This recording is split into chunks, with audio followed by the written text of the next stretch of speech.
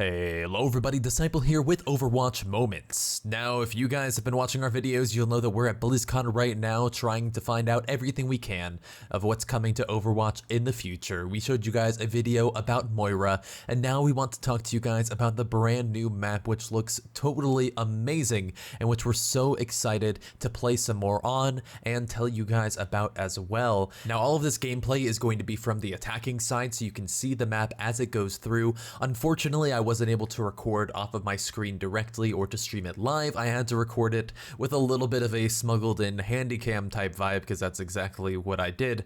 But we were able to get you guys some very early footage, and we're trying our best to get you guys this as fast as possible because we know you're all absolutely hungry for all this Overwatch content that's at BlizzCon. They've shown you guys some awesome, cool little cinematics and pictures, but they haven't shown you guys the nitty-gritty gameplay, and that's exactly what we're here for.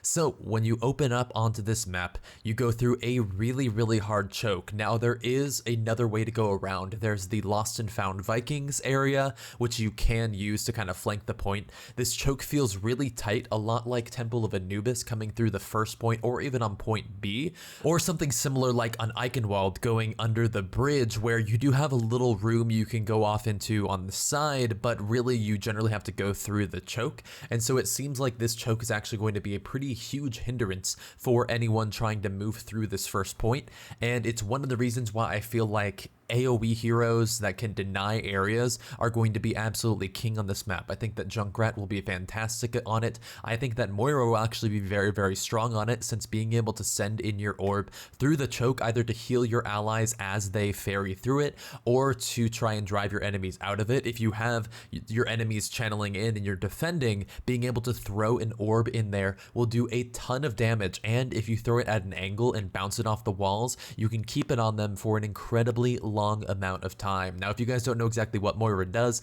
we made a video talking all about her abilities and how cool she feels to play, and you'll see the gameplay here in this video as well, but check out that video if you haven't, since Moira is oh so cool.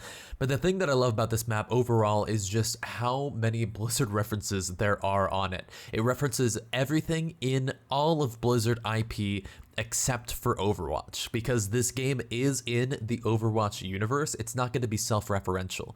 In the Overwatch universe, Blizzard exists, and Blizzard is a gaming company that has made Hearthstone and has made Warcraft and has made Diablo and has even made Heroes of the Storm. However, it hasn't made Overwatch because the Overwatch is something completely unrelated, and so you'll find a bunch of cool stuff in this park, but none of it is actually Overwatch related. If you've played Diablo before though, then you'll see some really awesome things on the last point when you go into Leoric's Manor, or if you play Heroes of the Storm, there's a pretty sweet little arcade, and all 10 of you can fit in there pretty comfortably. Or if you are a fan of Warcraft or even the Lost Vikings, there's so many cool little tidbits all around. My favorite of all of the puns was Snacks Ramus, where apparently you can go and pick up some death wings. And I just really fell in love with all the references on the map.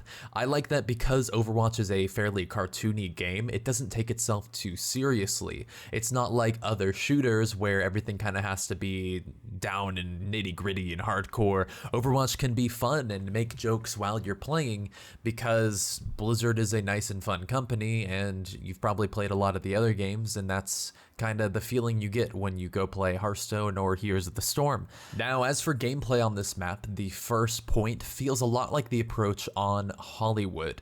You go through a pretty tight choke with a potential to flank around on the side through a room. However, once you're on the point, it's pretty out and open, and there's not really a lot of cover to get. So as someone who can fly up high like a Pharah, or someone who can perch up top like a Soldier 76 should be able to do quite a bit of work up here. Someone like Pharah always causes a lot of trouble on a map like Hollywood, and I think that it could be the same here.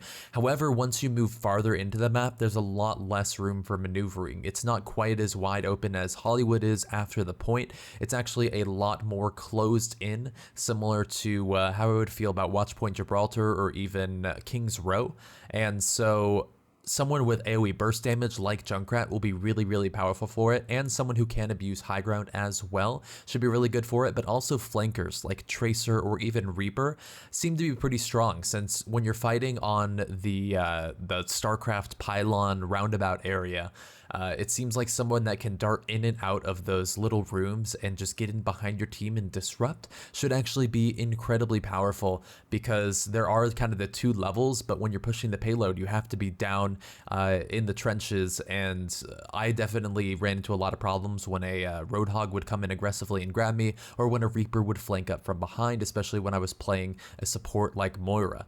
Any tank should be playable, but I feel like Winston is especially strong because of his ability to jump into the enemy team, which is generally enclosed in a pretty tight space, and deal a lot of damage and disrupt generally pretty heavily. And I feel like Zarya is also particularly powerful here because none of the spaces are quite too far away for her range to be a problem. Of course, Zarya suffers at longer ranges, especially when there's a big height advantage for the enemy team, but Zarya can get between the top and bottom levels fairly easily using some rocket boosting, and there's not really going to be too many Pharahs floating ahead from what I can tell.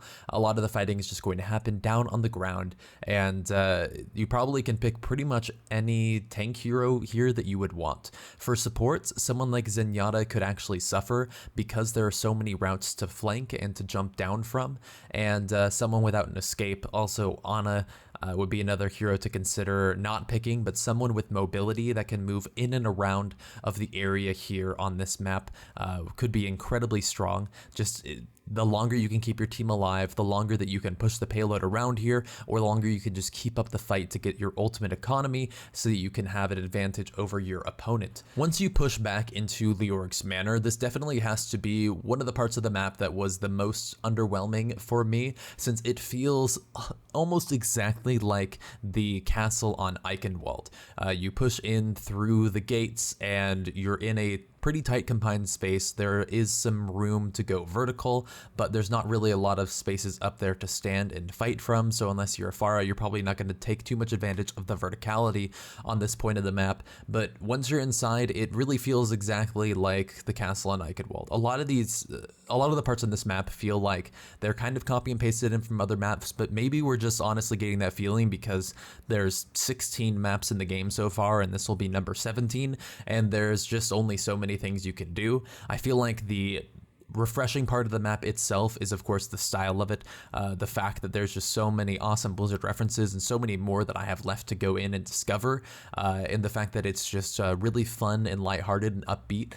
When I honestly first saw the announcement, I thought that it was actually going to be Blizzard creating some sort of Disneyland. I was super confused, but Jeff Kaplan was talking about Disneyland being right outside, and it was really cool because I was sitting right by him and I just got to see him in all of his glory. But he was really getting me hyped up about California, the state I live in, and Disneyland, and then introducing Blizzard World, and I'm like, oh my god, they're actually making a theme park here. And of course it was just the map, but they did such a good job of really calling back to, you know, walking through the gates of Stormwind, or playing all the other Blizzard games, the feelings that you got 10 or 15 years ago.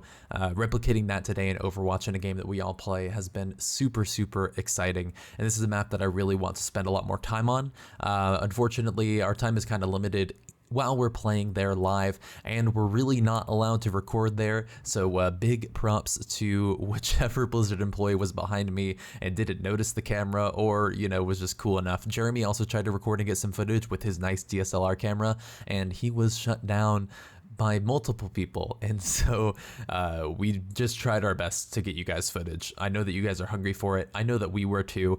We tried our best to get a slot to stream from the floor at Blizzcon, but unfortunately we weren't able to do it this time. But if you guys continue to support us as awesomely as you have been, then I'm sure that it's going to happen in the future. I love being able to make content for you guys so much, especially at a live event like Blizzcon. Being able to see fans like you guys in person and being able to make content at the event that I can then come home to and turn to a video like this just means the world to me, and being able to be a YouTuber is seriously awesome. So thank you guys who support us in Overwatch Moments or over on Overwatch Curios, where I like to make a lot of commentary style videos. And if you guys are watching BlizzCon, or if you're at BlizzCon, make sure that you let us know if you see us, and if you're at the event, let's take a picture together.